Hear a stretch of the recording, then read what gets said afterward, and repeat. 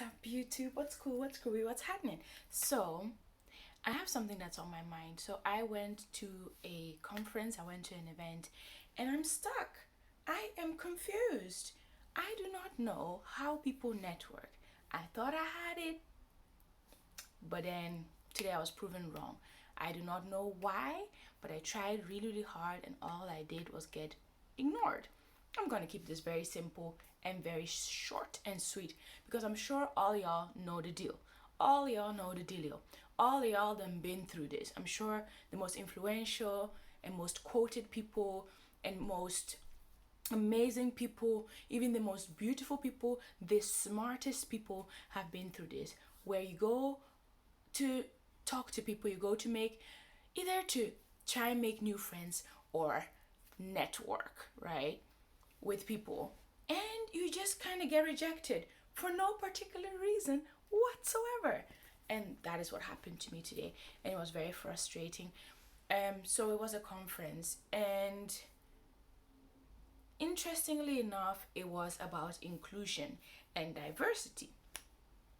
Now, I want to start speaking about these kind of everyday things on here because we all go through it and then we don't know how to deal with it. And then maybe you might think that you're awkward or you're weird, but sometimes it's not like that.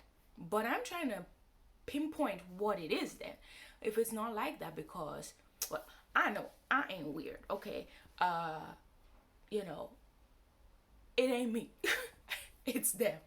But what's preventing them from having a normal conversation with somebody like myself? And that's what I'm trying to figure out. So basically, there was a table of people. They were already seated down, so I went and sat with them.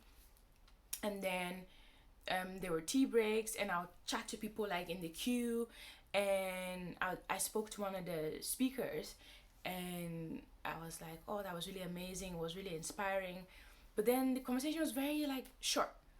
And then this person just gave me a rundown about like the history and like everything around surrounding what they were saying. And then that was it. Just turned their face, and then that was it.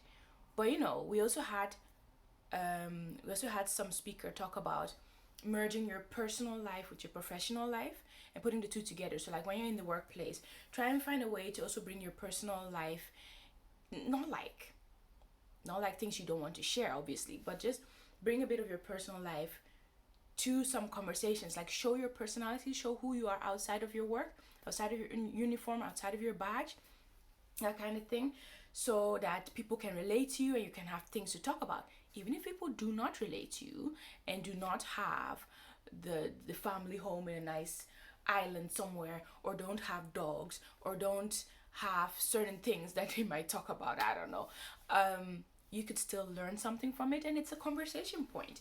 You might then see something on the news or whatever that relates to something that somebody had told you about their personal life, because work life is, it's limited. You can only talk about so much, right? There comes a point where there is nothing more to say. We all know what's going on, right? We all know, okay, rota sucks. So many people are off sick again. Managers ain't doing what they're supposed to do.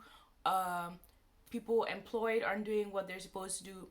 People are lazy. These are the things I'm just reciting chatter that I have been hearing. But you can't continue going on about that forever and ever. It's very boring. So you need to bring in your personal life.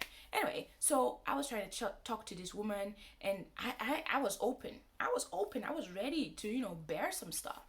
But I just spoke about, the first thing, like she was speaking up there. So we'll talk about that and talk about how great it was, which it was. It was really good. It was very eye-opening. And then I was trying to, take it places, but this lady, just before I could even do that, just turned around. Now, I'm typically not very awkward with people when it comes to speaking, like public speaking or just speaking to people one-on-one. I'm quite comfortable. They're just humans, they ain't gonna bite. So I am quite comfortable. But when I feel a certain vibe, sometimes I used to and if I see that people don't want to talk, then I don't force, because what's the point in that? If you don't want to converse with somebody, I'm not going to force it. Why would you force it? That's not the point of networking. The point of network is to have bunch of people part of your network, or to become part of a network, or to make friends, buddies, to socialize with people that are willing to do so as well. So that was cut short. That was one tea break. And then I remember doing lunch, and I went there by myself. I didn't go with anybody else. I went there by myself. So I didn't know anybody. I literally knew nobody. And so when it came to dinner time, or no, was it? Well, yeah, some people call lunch dinner. But yeah, over here. But yeah, during lunchtime, there were like tables, and obviously people were seated at these tables. I was like, I am not going to sit by myself. I'm going to go up to these random people and say, might I join you, ladies? So that's exactly what I did, right? I joined some people, and there were two people there. They knew each other, and I went to join them. And I was like, they were talking amongst themselves. It was like, oh yeah, sure. Then they were talking about themselves some more. And then they said, oh, and what's your name? So already that was kind of strange, because I'm new. You can see that I'm alone. You guys know each other. Like, why are you not like, why are you not including me in your conversation? That would have been the easiest thing to do and the nicest thing to do, and then things aren't awkward. Okay, so that happened, and yeah, then another person came to join. See, and I tried not to sit with kinfolk, okay, skinfolk, okay, because I thought, I don't usually do that. I like to mingle, learn from different people, this and that. But then this is what happened. And they were from other ethnicities, non-white. But this is what happened. And then somebody else came to sit there, skin folk, and at least somehow then we started talking just about normal things, the event, the food, and just normal things about, work, whatever. And it was just normal. Not like keying it up or anything, give me your number kind of thing or anything, which is very hard these days, which is another thing I might talk about at some point. But those things don't really happen as much. But even if it's just a pal for the day, with some of these events, all you need is a pal for the day. All you need is somebody that's just go and chill with you and just be with you and have a good time and be just cool. So in any case, yeah, it kind of went on like that. Like, I went back, sat at the table that I was sat on at, and every now and again, would giggles, share some giggles with people that were sitting in other tables nearby. But that was really it. Nobody really. Oh, there was another tea break actually, and I sat at the table all by myself, and then nobody came to join, nothing like that. So it was just me. Yeah. So yeah.